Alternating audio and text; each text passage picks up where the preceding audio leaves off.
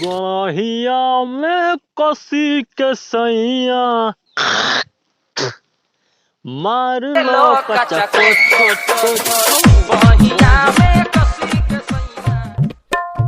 अरे ला बकवा कहाँ जाते रे?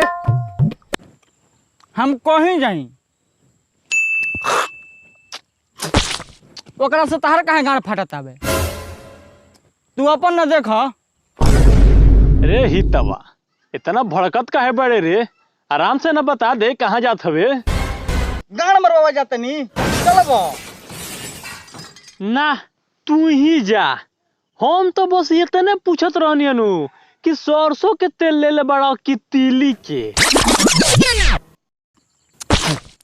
तलाड़ खट्टी पूछत रह कि कहाँ जइबे। बूढ़ा गइलो मर्दे, लेकिन तहर लौंडियाबाजी कहीं ना छूटल। छोड़ दे रहती नु बाबू तो तू है जा आज खड़ा होके ना बोलत बुझल। इहे रहनिए से नु तहरा का चाची छोड़ के चल गईली। मर्दवा तहर शर्म ना लगला हो? बुढ़ारी में मर्दे कुंवार माल जो होता रह। देख बबुआ जेकरा में होला दम दम उहे कहाला बाजीराव सिंघम।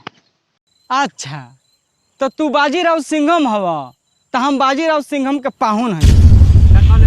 अब वो मतलब हमार कहे के मतलब बावे पहले जगह परफॉर्मेंस करत रहल अभी वही का परफॉर्मेंस करेला।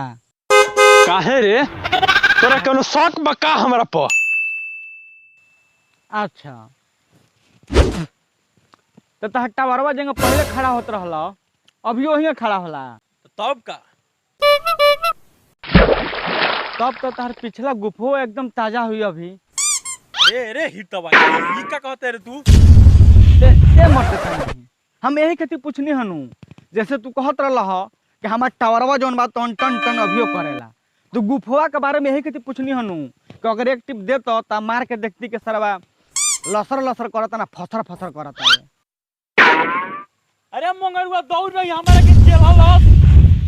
ए चाचा हबड़ा काहे बड़ा मत दे? हम तो बस ये पूछत नीनू कि तिली के तेल तू लगइब ना सरसों के तेल हम लगा ली। कहाँ लगे बेरे हितवा?